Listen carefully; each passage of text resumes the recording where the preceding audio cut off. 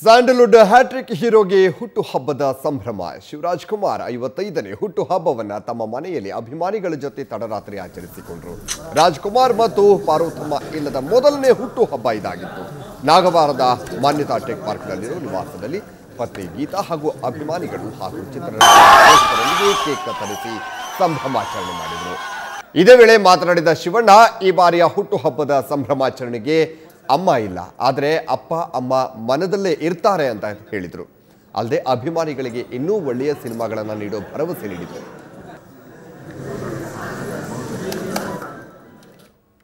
ಅಮ್ಮ ಇಲ್ದಿರೋದು ಒಂದು ನೋವಿದೆ, ಆದರೂ ಅವರಿದ್ದಾರೇನೋ ಒಂದು ಭಾವನೆ ಎಲ್ಲರಲ್ಲೂ. ನಾವು ಹೆಂಗೆ ಇವಾಗ ಜನ ನಮ್ಮ ದುಃಖದಲ್ಲಿ, ನಮ್ಮ ಸುಖದಲ್ಲಿದ್ದಾರೆ, ದುಃಖದಲ್ಲಿದ್ದಾರೆ. ಸೊ ಅವರು ಬಂದು ರಾತ್ರಿ ಬಂದು ವಿಶ್ ಮಾಡಬೇಕಾದ್ರೆ ನಾವು ಬೇಡ. ಐ ಥಿಂಕ್ ಒಳ್ಳೆ ಎಲ್ಲೋ ಅಮ್ಮ ನಮ್ಮನ್ನು ನೋಡಿ ಆಶೀರ್ವಾದ ಮಾಡ್ತಾ ಇದ್ದಾರೆ. Life should go on.